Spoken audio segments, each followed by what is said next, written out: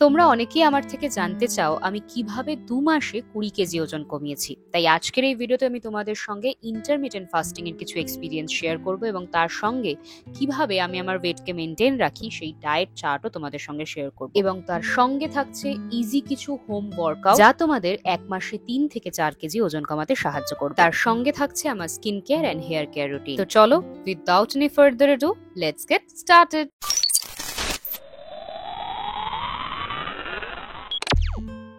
Good morning to everyone. আশা করছি তোমরা সবাই ভালো আছো। আমিও কিন্তু খুব ভালো আছি, কারণ আমার এক্সাম শেষ হয়ে গেছে ফাইনালি। 29 থেকে স্টার্ট হয়েছিল, ফাইনালি 15 গিয়ে শেষ হলো। তো যাই হোক, সকালবেলা ঘুম থেকে উঠে প্রথম কাজ ওয়েটটা চেক করা। আজকে আমার ওয়েট হচ্ছে 53, অনেকটাই কমেছে। হতে পারে এক্সাম স্ট্রেসের জন্য হয়েছে। তোমরা যারা ইন্টারমিটেন্ট ফাস্টিং করবে বলে ভাবছো, তোমরা অনেকদিন ধরে আমাকে জিজ্ঞাসা করেছিলে আমার রুটিনটা শেয়ার করার জন্য। তাই সকালবেলা ঘুম থেকে উঠে প্রথমেই আমি যে কাজটা করি সেটা হচ্ছে জল খাওয়া। 1 বোতল জল খাই আমি প্রথমেই, তারপরে আমি আমার ব্রেকফাস্টটা করি। আর আজকে ভেবেছি ব্রেকফাস্টে একটা খুবই সিম্পল অ্যান্ড লাইট ব্রেকফাস্ট বানাবো। তো চলো, তোমরা তো জানোই সিম্পল আর লাইট বলতে গেলে প্রথম যেটা মাথায় আসে আমার সেটা হচ্ছে পিনাট বাটার দিয়ে রুটি। আর তার সঙ্গে আমি কি খাই সেটা তো তোমরা জেনেই গেছো এতদিনে, সেটা হচ্ছে ড্রাই ফ্রুটস। প্রত্যেক দিন আমি ব্রেকফাস্টের আগে বা ওয়ার্কআউট করার আগে কিন্তু ড্রাই ফ্রুটস খাই, সেটাও আবার ওভারনাইট সোকড করা। তো প্রথমেই আমি বানানা নিয়ে নিয়েছি, আর এখানে রয়েছে আমন্ড। তোমরাও কিন্তু প্রত্যেক দিন 3 থেকে 4টে আমন্ড খেতেই পারো, কারণ এর মধ্যে থাকে ভিটামিন ই, ম্যাগনেসিয়াম এবং তার সঙ্গে কিছু হেলদি ফ্যাট। তাছাড়াও এটা কিন্তু আমাদের কোলেস্ট্রল লেভেলকে কমাতে সাহায্য করে এবং হার্টের যদি কোনো ডিজিজের রিস্ক থাকে সেটাকেও কিন্তু কমিয়ে দেয়। তাছাড়াও এটা এমন একটা অ্যান্টিঅক্সিডেন্ট যেটা আমাদের সেলকে অক্সিডেটিভ ড্যামেজ থেকে বাঁচাতে সাহায্য করে। এর মধ্যে আমি বানানা দিচ্ছি কারণ বানানার মধ্যে থাকে পটাশিয়াম, ভিটামিন সি এবং ভিটামিন বি6। তাছাড়াও একটা কুইক সোর্স অফ এনার্জি হিসেবে কিন্তু বানানাকে ধরাই যায়। এবার তোমরা বলবে, দিদি তুমি যে পিনাট বাটার খাও কেন, এর মধ্যে কি থাকে?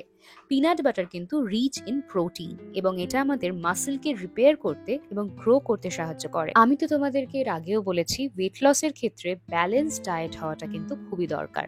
তাই তার মধ্যে হেলদি ফ্যাটও রাখতে হবে। আর পিনাট বাটার কিন্তু হেলদি ফ্যাট হিসেবেই ধরা হয়, যার মধ্যে থাকে মোনোআনস্যাচুরেটেড ফ্যাটস, যেটা আমাদের হার্ট হেলথের জন্য কিন্তু খুবই ভালো। তাছাড়াও এর মধ্যে থাকে ফাইবার, যেটা আমাদের ডাইজেশনে প্রচন্ড পরিমাণে সাহায্য করে। আমি সারাদিনে 1400 ক্যালোরি ইনটেক করি, তাই রুটির মধ্যে থাকে 70 থেকে 80 ক্যালোরিজ।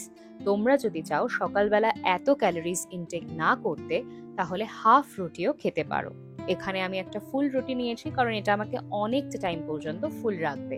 আর যেহেতু আমি মিড মর্নিং স্ন্যাক খাই না, তাই এটাই আমার জন্য একদম পারফেক্ট একটা ব্রেকফাস্টের অপশন। তোমরা যারা 1টা থেকে 1:30টার মধ্যে লাঞ্চ করো, হতেই পারে 11টা থেকে 12টার মধ্যে খিদে পেয়ে গেল, তখন কিন্তু তোমরা যে কোনো রকমের সিজনাল ফ্রুট খেতে পারো। এবার তোমরা বলবে, দিদি কিরকম ধরনের সিজনাল ফ্রুট খাওয়া যাবে ওয়েট লস করতে চাই যদি আমরা? তোমরা ওয়াটারমেলন খেতে পারো। ওয়াটারমেলনের পুরোটাই বেশিরভাগই ওয়াটার থাকে। এবং অনেকের এই কোয়েশ্চেনটাও থাকে, এখন তো গরমকাল, দিদি আমরা কি ম্যাঙ্গো খেতে পারবো?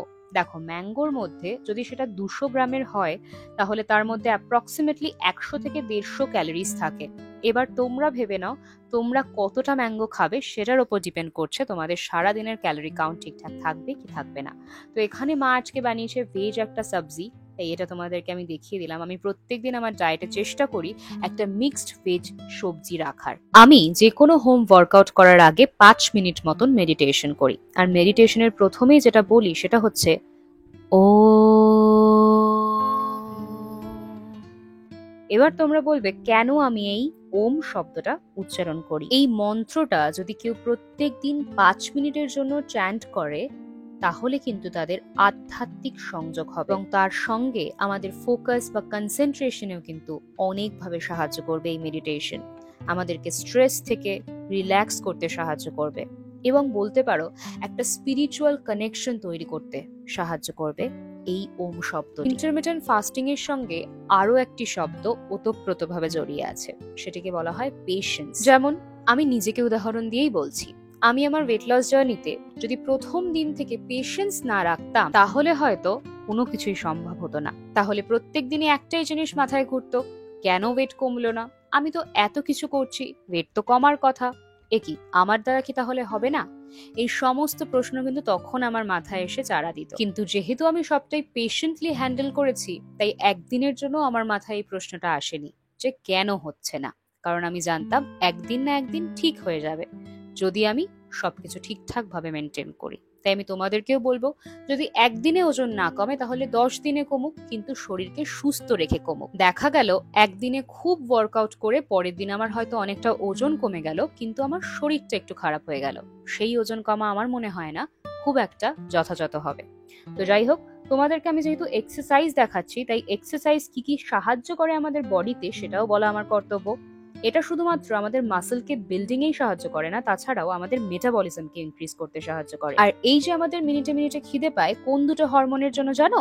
Ghrelin and leptin.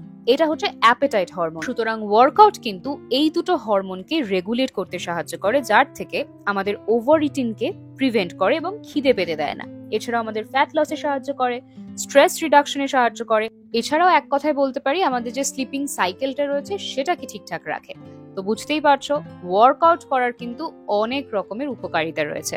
তো চলো, আজকের জন্য আমার ওয়ার্কআউট সেশন ডান। তোমাদেরকে আমি কিছু ইজি ওয়ার্কআউট দেখিয়ে দিচ্ছি, যেটা তোমরা প্রত্যেক দিন অন আ ডেইলি বেসিস করতে পারো। যেটা করতে হয়তো বড় জোর 10 থেকে 15 মিনিট লাগবে, কিন্তু এটা করার ফলে কিন্তু তোমাদের পুরো লাইফটা চেঞ্জ হয়ে যাবে। তোমরা ফিল করতে পারবে 1 মাস তোমরা এই ওয়ার্কআউটটা করে দেখো, তোমরা তখন আমাকে নিজে থেকে এসে কমেন্ট করে বলবে, দিদি সত্যিই বলছি আমাদের স্লিপিং সাইকেল চেঞ্জ হয়ে গেছে, আমাদের পুরো লাইফের যে স্ট্রেসের যে প্রবলেমে ভুগছিলাম সেটাও কিন্তু অনেকটা পরিমাণ চেঞ্জ হয়ে গেছে।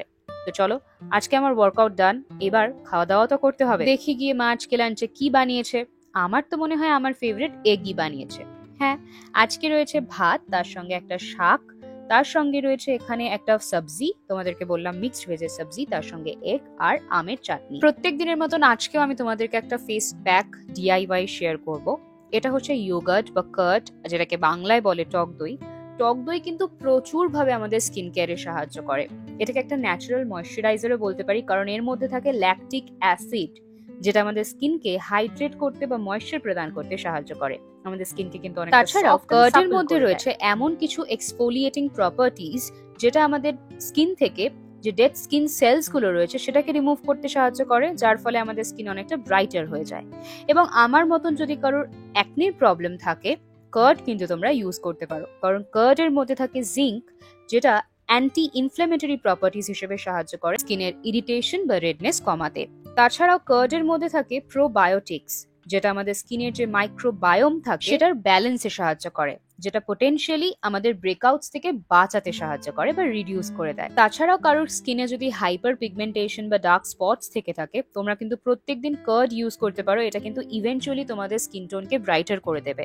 তাছাড়াও আমার মতন যদি কারো সান ট্যান হয়ে যায়, খুবই সহজেই সান বার্ন হয়ে যায়, তোমরাও কিন্তু প্রত্যেকদিন স্নানের আগে 5 মিনিট থেকে 10 মিনিট আগে কার্ড এরকম মুখে অ্যাপ্লাই করে রেখে দিতে পারো। শুকিয়ে গেলে ধুয়ে নিতে পারো। তোমরা ভিজিবলি একটা চেঞ্জ লক্ষ্য করবে, দেখবে আস্তে আস্তে কিন্তু 3 থেকে 4 বার ইউজ করার পরে ইভেন্চুয়ালি তোমার সান ট্যানটা কিন্তু রিমুভ হয়ে যাচ্ছে।